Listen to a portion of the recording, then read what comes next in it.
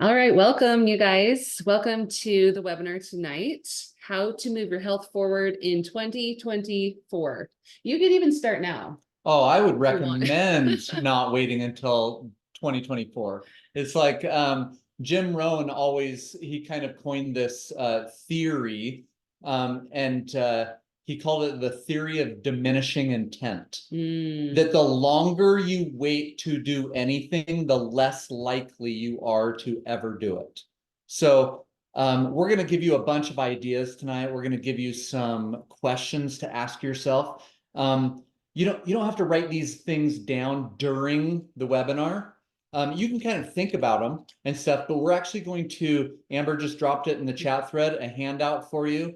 It's a journaling questions outline, and it's going to go through all of the questions that we're going to mention during the webinar, and just really, really good things to be thinking about to create the path for. One of my favorite quotes comes from a gentleman by the name of David Viscott. He says, "The ultimate goal of life is to become our best selves, but the immediate goal is to get on the path that leads there."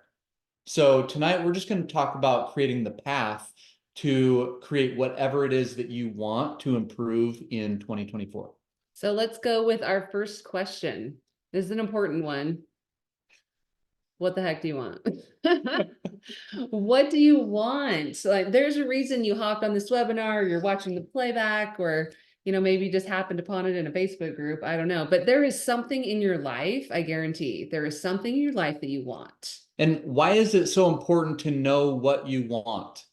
If you pull up this fancy device that's got GPS on it, and you open up your Apple Maps or Google Maps or whatever, and you just say, go somewhere.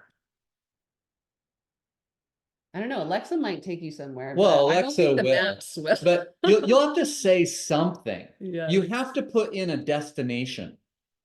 And whenever there's like destination questions, I always remember back to Alice in Wonderland when she goes to the fork in the road, the Cheshire Cat is in the tree, and she says, "Hey, which road should I take?" And the cat's response is, "Well, where do you want to go?" "Well, I don't know." And then the cat's response is, "Well, then any road will do." So if you know where you want to go, there are specific roads that will take you there. Absolutely. So what do you want? So, a lot of you on here, you may, since, the title was How to Move Your Health Forward, you may have some health goals, but I encourage you to think about, maybe more than one goal that you have, maybe two. Don't go overboard and list 20, but, you might have a couple areas in your life where you really just want to focus right now. Well, the big three things that we focus on in Optavia are healthy mind, healthy body, and healthy finances. Yeah. But you can factor in a whole bunch of different areas: healthy relationships, healthy spirituality, healthy social life, whatever it is. Yeah. Everything has to do with health, right? That's so true. So your next question. So after this, I want you guys to consider printing the handout. It's going to have these questions. I want you to journal a little bit after this webinar, if you're up for it. Journaling increases your chances of moving forward, of clarity, things like that. So what's compelling about what you want? What would it give you? How would it improve your life? Who would benefit? These are, and it could be you. It could be your kids, your spouse, your friends, your family. But it's good to kind of drill down on what I want and why. Well, yeah, there's a lot of people will resist stuff like this. Yeah. And they're like, I just want to be normal. Well, do you know what's normal in our country? Overweight and obese. Broke as a joke. Less than $1,000 in the bank. Mm-hmm. More than 50% of our country has less than $1,000 in the bank. Yeah, and stressed out. And more than 50% of our country are divorced. Mm-hmm. Right? It's like broken relationship, both broken physical health, mental health, emotional health, all the things. Not that divorce is bad. Sometimes no, I'm not thing. No, it's what you want. Yeah. So whatever it is that you want, asking yourself a lot of questions like these that we're giving you are a good place to start, because normal people don't ask themselves these questions. Very true. Or when they are asked them, they're dishonest about them. So just be brutally honest with yourself. You're not a bad person. No one's a bad person for where you are. It's just where we're at right now. Yeah, so that comes to our next question is what's your current default setting with what you say you want? So this seems like maybe a confusing question to people, but let's talk about default settings. We've got it on Celsius here. I just pulled an image off. I didn't even notice that. Maybe you want your house to be 24 degrees. I don't want my house to be 24 degrees. Absolutely, I don't either. That's a good catch, Jared. So, okay, let's say you have a thermostat like this in your house and it's set on Celsius because you live in Europe or whatever. I could go for that. Yeah. So it's set on a certain temperature, right? They say that if we're going to use Fahrenheit, that people live at like 70 degrees. Yep. We're not used to like extreme heats or cool or anything anymore. We're kind of Soft. We're kind of soft, yeah. We're kind of Maybe soft. a little bit PNC with temperature. I was just complaining about how cold it is outside, so I'm with you. And so when it gets too cold, it kicks on, like our heat just kicked on. Hopefully you guys can't hear that. It's a little bit loud to us, but I've been told it's okay. It kicks on when it gets too cold, brings the heat up. When it gets too hot, it brings it back down 70 degrees, right? So what is your 70 degrees? What's your 70 degrees for your health? Maybe it's not what you say you want. Maybe you're like, well, I want to be 200 pounds and, 25% body fat or something. And your 70 degrees is like 230, 30% body fat, right? It's not a judgment of it's just good to get real. Get real with where you're set right now. If you're looking at the thermostat on your wall, you're not going, what the heck? Why aren't you 80 degrees? I want you to be 80 degrees and it's set on 70. Does that make any sense? You have the power to change it. And so default settings, another term for that is comfort zone, right? Another word for that is identity. Totally. We identify with certain things that keep us in our comfort zone. They're settings, they're conditionings, they're things that we've been taught from young ages. So are we able to look at those things honestly and say, this thing's not serving me anymore. These things are serving me, and being able to kind of ask yourself, what do I need to stop? What do I need to start? What do I need to continue? Should we give an example? Yeah, absolutely. Okay, here's an example. Let's say that you're like, oh, I really want to get to the gym. I want to build some muscle. And you're like, oh, okay, I'm going to get up in the morning, set that alarm. I'm going to get up and go to the gym. But your actual default setting is hit the snooze button, keep sleeping, and don't go to the gym. Right? It's just good, like kind of get it clear in your mind, like where the default setting is with no judgment of yourself, because guess what? You can change it later if you so choose. Okay, so that is your next journaling, is your default setting with what you say you want. Okay, it doesn't have to stay there. So this may seem like a left field, but let's talk about investments. What's an investment? It's an asset that is purchased to generate income or appreciation. And appreciation is the increase in value of an asset over time. So I want you to think of investing in what you want. And on the flip side of an investment, on a P&L sheet, right? It's investments and liabilities. So what activities, behaviors, default settings do we have right now that are liabilities? That's a good question. And what things are investable, right? That are it's a resource that's creating more resources. So, if you want to change your identity, to Jared's point, changing identity, it's changing that default setting, your 70 degrees. You must invest to change your identity. So you can invest in lots of different ways, but let's talk about these three. These are the big three. Yeah. Time, learning, money. So let's kind of dive into each one. So how much time do you invest?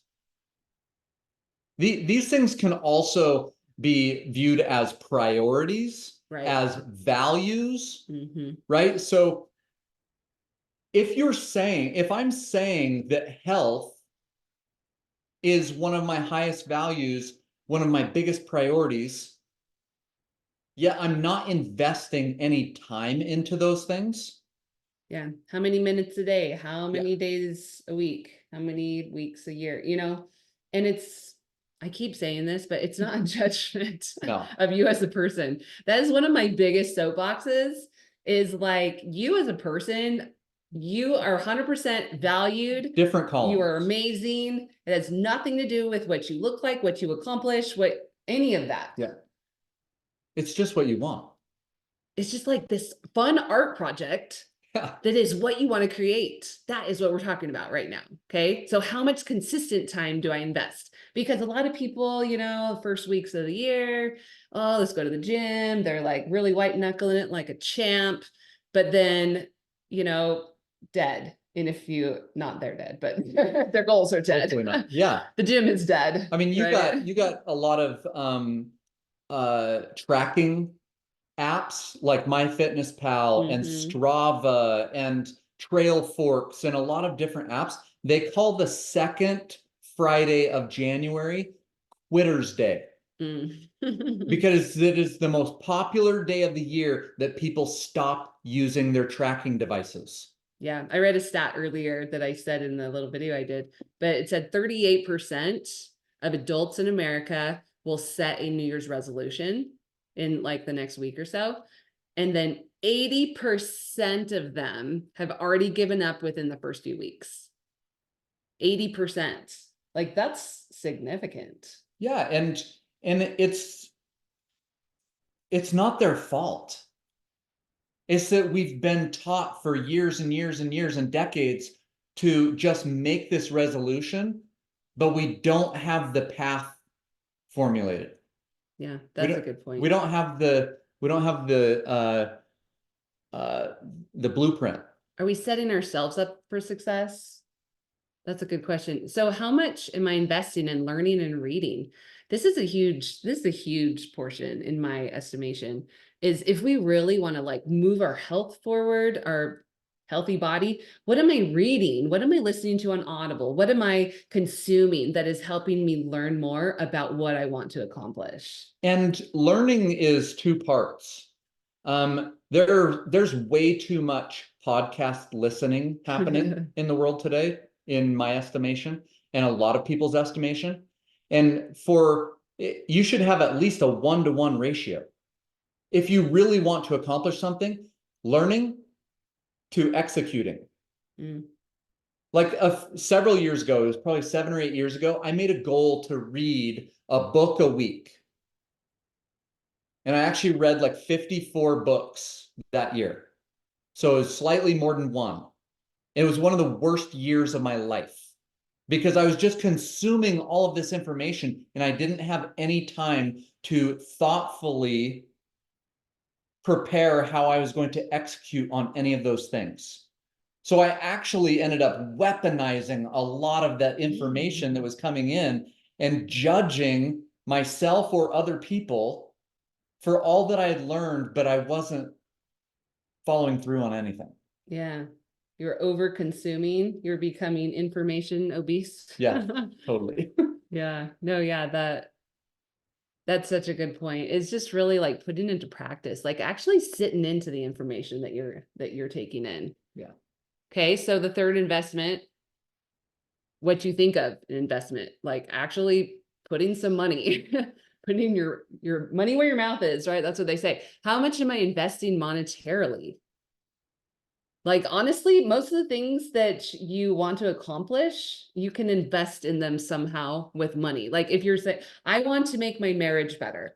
Well, am I putting, money into what, like a date? It doesn't have to be like $1 million or something, but how much am I investing into that relationship? Oh, I want to work on my health. Okay. There's lots of things you can spend money on. like a gym membership or a coach or healthy food typically costs more than unhealthy food. You know, there's a lot of ways that you vote with your money. You vote on what is your priorities, on what you want, and what your focus is. I recently read an article in a pediatric review that said that healthy food on average is nearly 3 times the expense of unhealthy food. I believe that. 2.8. Yeah. So just under 3 times. And but they also, health is going to cost you up front or on the back end. Yeah. So diabetes, heart disease, cancers, all of the things that come from a life of unhealth. And we can't prevent everything, No. but we can put ourselves in a far better situation and reduce risk factors. Oh, that's a good point. Jen Walker put in the chat, people eat way more of the unhealthy food, so it tends to equal out. That's actually a good point, because if you're not getting like the nutrition, a lot of times you need to eat more like You're that. hungry. Yeah, like Yeah. whenever I eat like sugar cereal, I probably never do that anymore, but you feel like you need like 3 bowls of it. Have you ever had that happen to you? Totally. Like our teenagers, it's like they try to see how much cereal they can put in their bowl and still keep it in the bowl, filling it all the way to the top with milk. Side note, for sure. Okay, so let's bring on a story. I would love to bring on my friend Michelle. And Michelle, I'd love to hear some of your thoughts around this topic, and also some of your story, what you've experienced. Well, thank you so much, Jared and Amber, for inviting me to share. I look back at my story, and of course, there's many layers to it, of course, but I wanted to touch on kind of what your topic is tonight. And here I am on the left, totally beaming, smiling. But it's because my son was lifting me up. That's his arm. You can see we were in the middle of doing family photos, and he's a wrestler. So he was very proud that he could lift his very overweight mom up, and we were laughing, we were having a good time, and the photographer snapped our picture. And I look back at this picture, and there's 2 thoughts that crossed my mind. The first one is, I love my family, and I'm so glad I have that picture to show that relationship that I have with my son. But the second one was, I wasn't really smiling on the inside.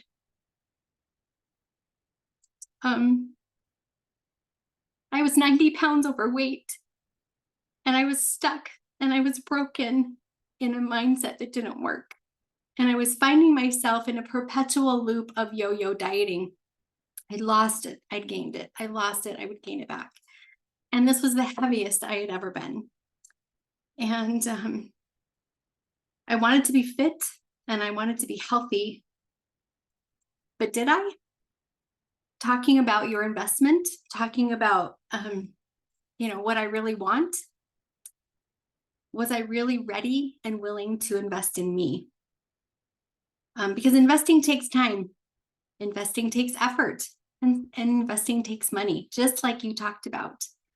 And to be honest, I needed to know that that investment was worth it. Was I worth it? And that was the crux of it. A lot of it was I worth the time, the effort, and the money it would take to do this? Well, a good friend of mine who became my coach, she trusted me, and she said, yes, you are worth it. I believe in you, and I want you to get what you really want.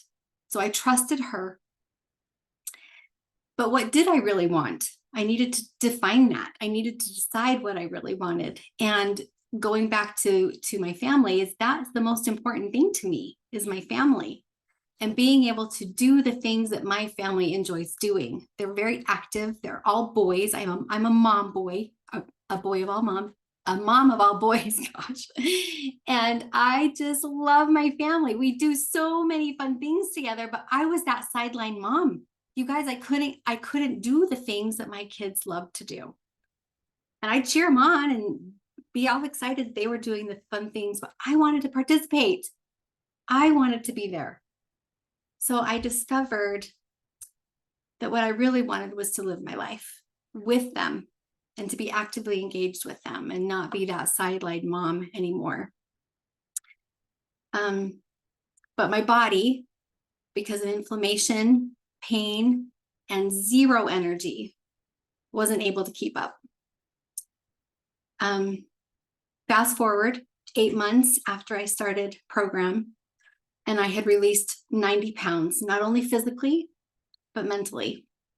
Lots of baggage, lots of things to work through, lots of education and putting in the work and really understanding what was going on with me in my mind.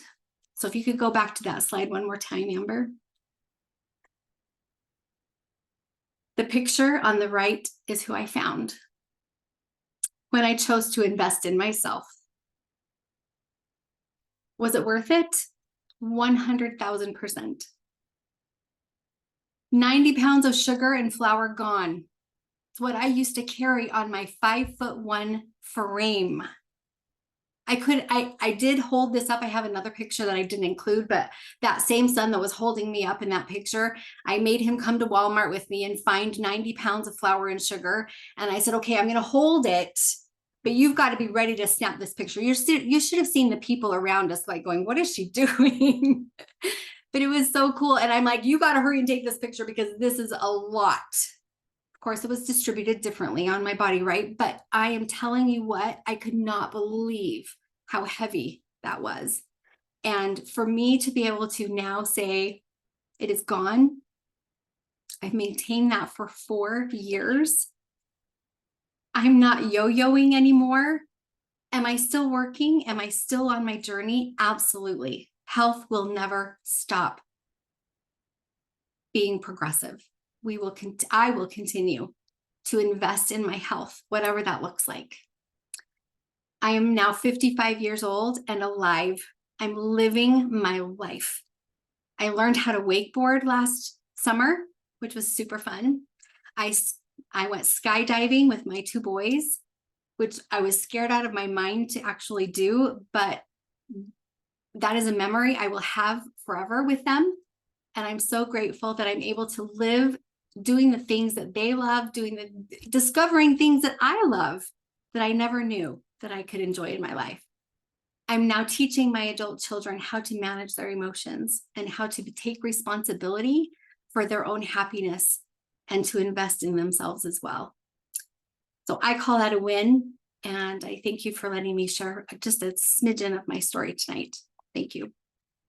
Awesome. Michelle, oh my goodness. Every time I hear anything about her story, I'm just so inspired, honestly. Yeah,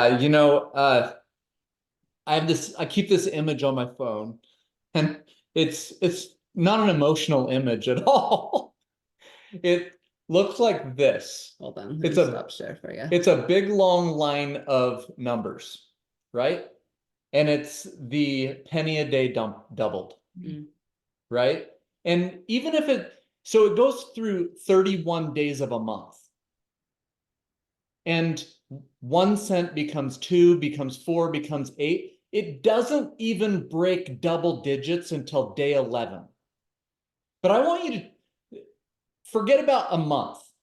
What if this took 31 months? In anything in our life? What if it took 31 years? What is possible when you compound, when you gain new skills, when you set new goals, when you execute over and over and over and over, and you create consistent habits that serve you better than the old ones did? So on day 11, from day 10 to 11, it goes from $5 to $10. Then it doesn't go into the thousands until day 18. Day 17, it's $655. On day 18, it's $1,300. It breaks 10,000 on day 21. Say it's month 21 or year 21. And think about this in regards to your physical health, your mental health, your emotional health, your relational health.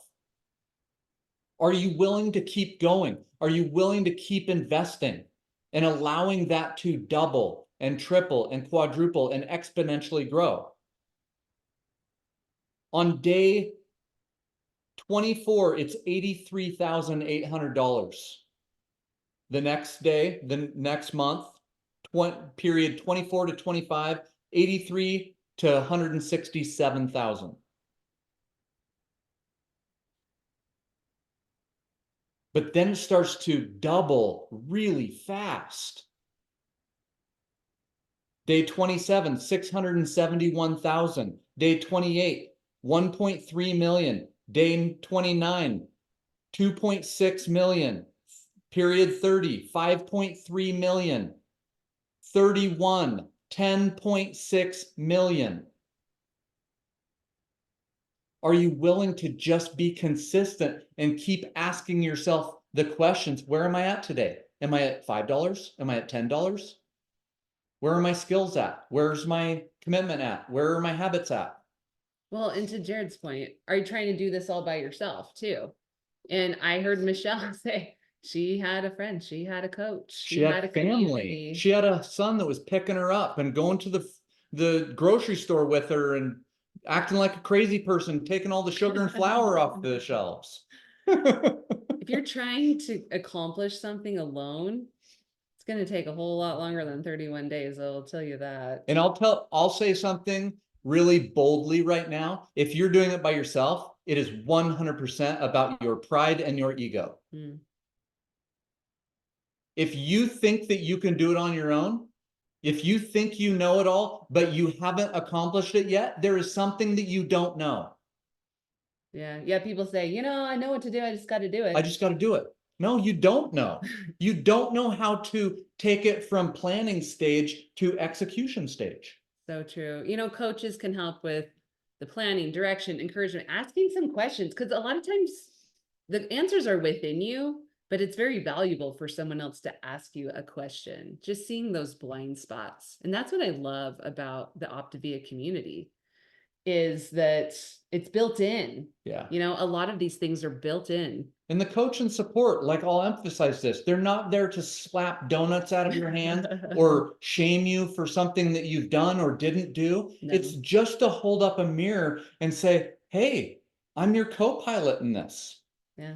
I'm here to send the text to all the friends so that you can drive and focus on the road. Mm-hmm. Don't text while you're driving. Says the man that I'm I getting after. text while I'm driving. True.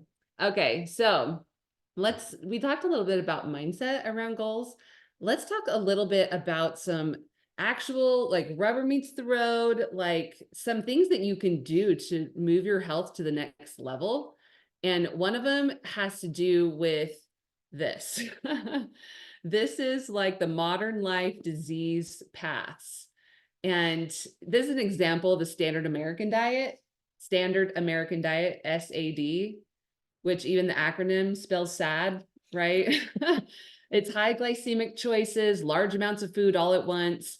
It results in those huge peaks and valleys in your blood sugar, you know, just followed by the body trying to best stabilize with insulin. It's a big roller coaster is what it is. And, you know, David Jenkins at the University of Toronto, he studied this, the science of 6 fuelings a day, 6 small meals. So he took 2 different groups of people, and one of the groups, both groups ate the same exact foods and the same exact number of calories. I always like to say this twice. Both the groups, same foods, same calories. Okay. The only difference was one group ate in 3 meals a day. Breakfast, lunch, dinner, you know, standard American diet, right? The other one broke it up into 6 meals a day. And it was so interesting is what happened is the group that ate 6 times a day, they lost more weight. 2.5 times more. They were less hungry. Their satiety level was higher. They reduced their blood insulin levels. They lowered their total cholesterol. They lowered their LDL, their bad cholesterol. And, oh, I already said this one. They were more full. Yeah, they're full. So it's so huge. Then what you get, this is what we want. We teach to eat small, low glycemic fueling 6 times per day, which what it does, it allows your body to only need to pump small amounts of insulin and keeps your blood sugar steady and even throughout the day. So you're not having those big dips and those deep valleys in your blood sugar. And let's talk about muscle as well. There's so much scientific evidence out there. And in Optavia, we don't take someone's garage experiments, right? We only follow double-blind, medically backed, peer-reviewed studies as an organization. And two things have a major factor on optimal health and longevity. One is reducing body fat percentage, and equally as powerful is increasing and protecting lean muscle mass. We both lower our risk of diseases, chronic disease especially, by lowering body fat percentage within healthy ranges, and also having healthy muscle sends out all these signals and does all these magnificent things that even if we're in the process of losing that body fat and we're still at a little bit higher body fat, the good healthy muscle actually protects people while they have a higher body fat. But here's the thing. Did you know that the older you get, the more muscle mass decreases? I mean, I see it. I see it in my own grandparents and yeah. Not grandparents, parents. Yeah, you know, and in us, it's like I saw us as we aged and our muscle mass was going down before we were actively preventing that Yeah. and protecting. So change in muscle mass and strength can happen as early as age 30. That's probably about when we started seeing things happen. Between 30 and 80. 80 is above the average mortality rate for both men and women. Men is like 76, women is like 78 right now in America. And so 80 is pushing it. Yeah. Past mortality rates. But between 30 and 80, we lose on average 30 to 50% of our muscle. So what can you do? It's fairly simple. If you're fueling and supplementing correctly, and everybody knows you can't outrun your fork, right? Yeah. But it's not just about eating less. We learned that in the Jenkins study. It's about fueling and supplementing correctly. And so this is what I love about Optavia is 40 years of evidence-based research. You're getting all the vitamins, minerals, probiotics that you need, complete proteins that activate that muscle. You're supporting that healthy muscle during aging. You're reducing muscle soreness after exercise, post-workout recovery, and retaining your lean muscle. So everyone is a little bit different in what they personally need.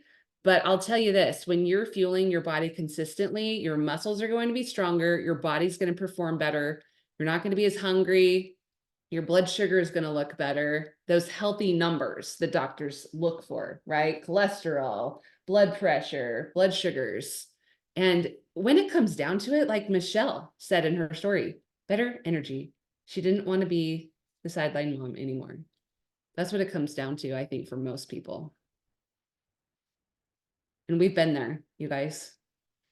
We've been there when we saw our body fat percentage going up and our muscle mass going down. And, you know, I think that we were just kind of caught in the I don't know, treadmill of life. And we weren't paying attention. We were unconscious. We were unconscious to it. We were asleep. Yeah. If someone said, "What do you want?" We're like, "What? I got to get these kids to bed." Right. I just want my kids to sleep. Just want some sleep. So it is just really important to be able to be in a place where you could say, what do I want? What do I want to create? And to invest that time into it. And I'll tell you what, for us, joining Optavia almost 15 years ago was one of the best decisions that we've ever made, because it brought us a community. It brought us that education. Let's go to the next slide. It brought us a coach, a community that cared about us. It brought us that knowledge. And also just like convenient nutrition and supplements that helped us to actually move our health to the next level. And why did we choose these 4 things? Because science has proven that these are the 4 key areas to invest in Yep. if you want to move your health forward. Yeah. What did we say? Time, Time, learning, learning, money. money. That's And- what we do. And yeah, time, learning, money, and then bonus support. Absolutely. And like I said, everyone's different in what they specifically need on their health path. Maybe you're at a place where you have a lot of healthy muscle mass on your body, but you could use lowering that body fat percentage. Or flip flop. yeah, everybody's different. So that's what a coach will help you do, a health assessment, and not only see what's happening with your body, but also, okay, how are you hydrating? How are you moving your body?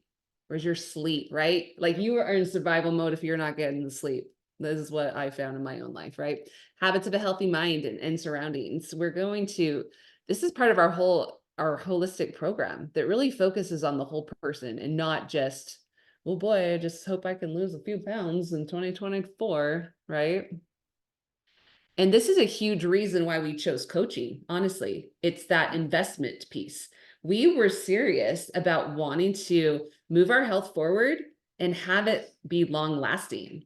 And so we're like, how else can we invest time, learning, money? How else can we invest into what we want?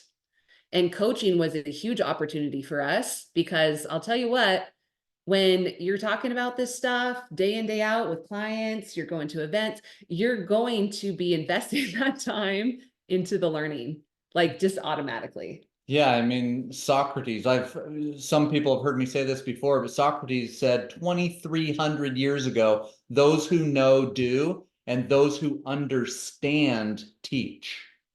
Mm. But I believe that teaching is the process of continual understanding and learning. I love that. And partnering, Jared talked about this earlier, is that Optavia does it right.